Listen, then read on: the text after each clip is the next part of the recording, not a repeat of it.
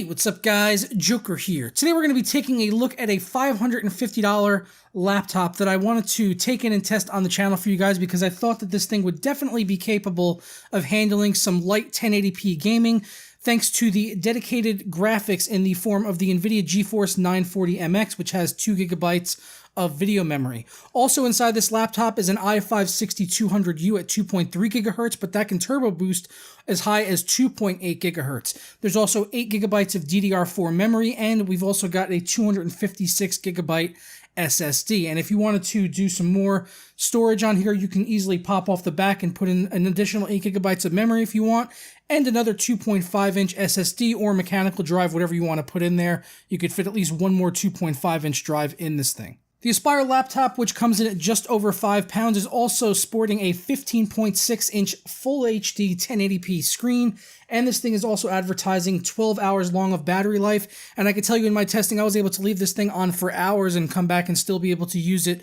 without breaking a sweat. And even when I was doing some gaming, I tested on Company Heroes 2, I ran the benchmark back-to-back with it plugged in versus on the battery, and I only saw a degradation in performance by 2 FPS total on running the benchmark for Company of Heroes. So I mentioned the laptop is just over 5 pounds, so it's fairly lightweight, and I do like the slim design as well. It made it a lot more welcoming to me personally to want to go ahead and use this around every day, just going around the house and just be able to like carry this around with me versus using something like a large gaming laptop like the Acer Predator 15, which is, an absolute beast of a laptop. Don't get me wrong, for gaming. It would, definitely annihilate the 940MX because it has a full 980M graphics in there. But, for lightweight and portability and battery life, I would, probably take the Aspire E15 over that, and just being able to go around, and if I had to go to events or something, just to kind of take notes or whatever and, transfer files around, I think having a laptop like this could be really good. And maybe for like students, someone that wants to, just have a laptop for like their schoolwork and also do some lightweight gaming back in the dorms. And those are the kind of games that I wanted to focus on in the testing here with this laptop.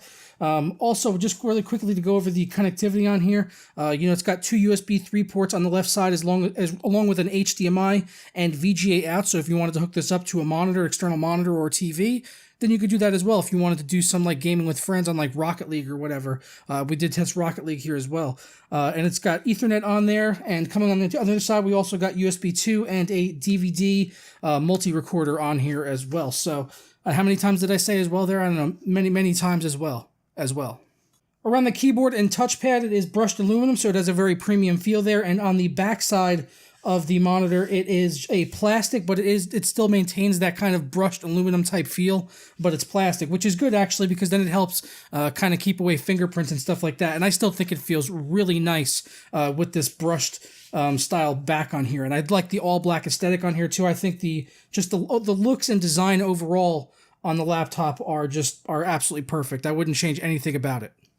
Alright, but now the reason you guys are all here to see the gaming performance on this laptop, we're going to go run through the rockin' benchmarks right now, and I did adjust settings on these games. Not everything is running completely maxed out. Some games are, and if it is, it's going to be specified. I put all of the settings and the resolution that I played it on here, and also I want to note that, even dropping off of 1080p on some of these titles really wasn't that big of a deal, because since we're on only a 15-inch screen, dropping off of 1080p, you're not going to see that much visual degradation, even if you're coming down to like 720p, because of how small the screen is. I mean, if you're actually able to play something at full 1080p, like Overwatch, I was able to play 1080p at medium settings, and it looks absolutely gorgeous because the screen is so small, you don't need any anti-aliasing on a screen this size. So having to drop down the resolution isn't as big of a deal as maybe some people might think it is, having to go down to like 720p or 1366 by 768, something like that. So yeah, all those specifications and everything are going to be on the screen though for the benchmarks, and let's go ahead and roll through those now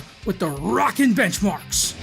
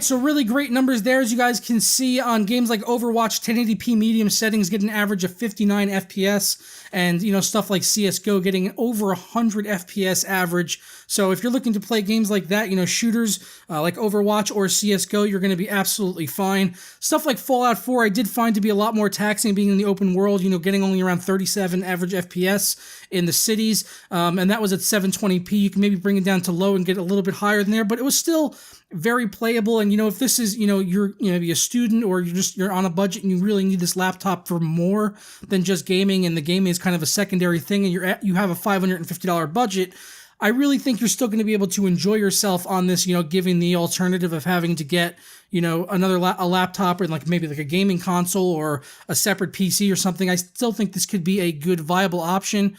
So you do have at least an option to play some games if you want to, and $550.